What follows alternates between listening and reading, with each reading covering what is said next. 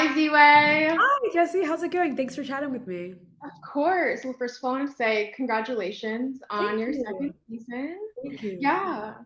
Wanted to start off with how is Ziwe feeling today? Oh my gosh, that's a good question. How am I feeling? I think I'm the baby, let's move on girl with the rhinestone Prada bag and the American flag with the Okay. blonde pigtails. Just Love that. absolutely gloriously patriotic. Yes. Um, so you've been revered as the internet's most provocative interviewer. How does Wow. that make you feel? And what is your process for picking out the guests and, deciding the topics on what you want to talk about with them?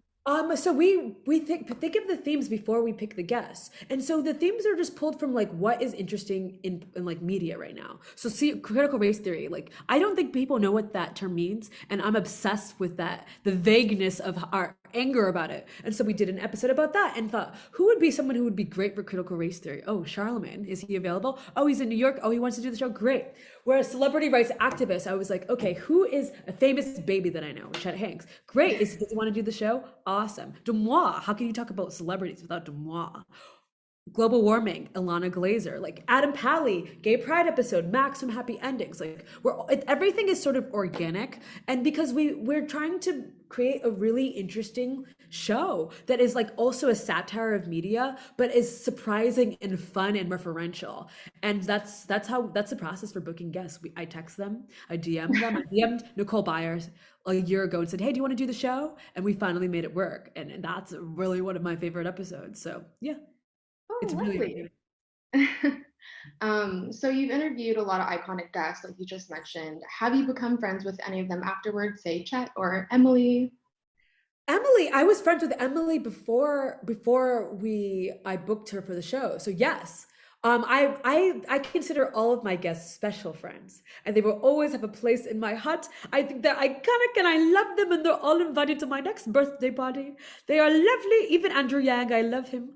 Yeah, I think they're cool. I find them to be so funny and interesting, and I don't make these pieces by myself, right? Like I'm not like this puppet master. It's a collaboration on the behind the scenes and like the fashion and the clothes and the makeup. I have a team, writers and producers, but also on the guest side, like we are in conversation together to make something really, really funny. And it's as much about highlighting my jokes and my POV as it is about highlighting their jokes and POV. Of course. And like you mentioned, your show satirically highlights important discussions about topics about race and critique the systems that are in place in our society. What can fans expect from season two? And without spoiling it, is there a favorite interview or a bait moment that comes to mind?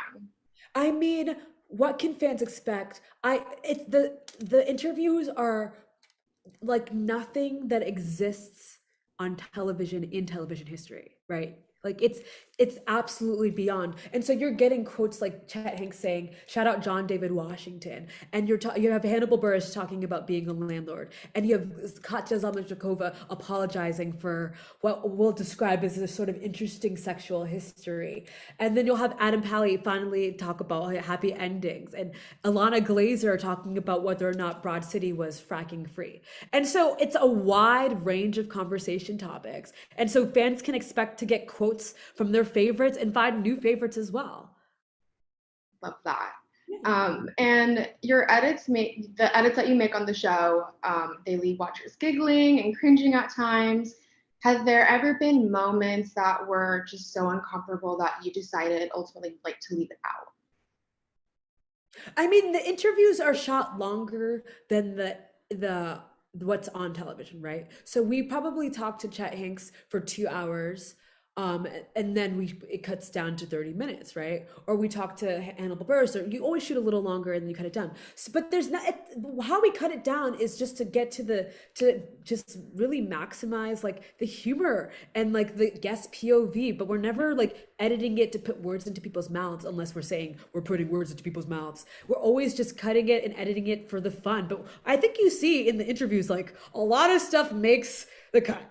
A lot of stuff that wouldn't make the cut on other shows, and that's what's fun about Ziwe, like on Showtime. It's so weird to refer to myself, but is that you get your the moments are wild. Their moments are wild. Like you saw the first three episodes, right? Mhm. Yeah, so you see Hannibal Buress put sunglasses on in the middle of the interview because I'm annoying him and saying that the way that he prepped for the interview was by talking to five passive aggressive women. Like that's wild. You see Dumois talking about her favorite George Orwell book being None of Them at All. She didn't know she was going to get asked about books. Like it's iconic and it's great and it's exciting. And I think that it's a testament to the guests being really willing to like put themselves out there and have fun. Yeah, and all laughs aside, what is your hope of the impact of your show that leaves in this world and in Hollywood and in media?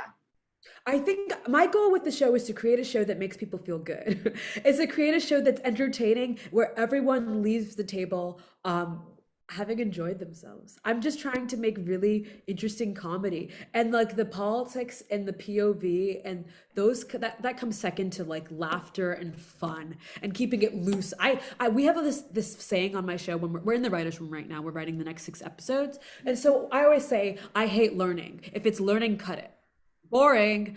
And so we want to intersect like really highbrow thoughtful ideas with like lowbrow comedy and have fun and keep it loose. The times are so hard, like let's just like let's be loose, let's keep it fun. Of course. Yeah. One last question. I know you're working on a book. Yes, Really quickly, can you explain like what the extension is of that book is of yourself and your experiences in community? Will it touch on more of who Ziwe is? definitely. My book is a book of essays and I'm going to talk about so many brilliant things in my book, including things from my show. But time will tell.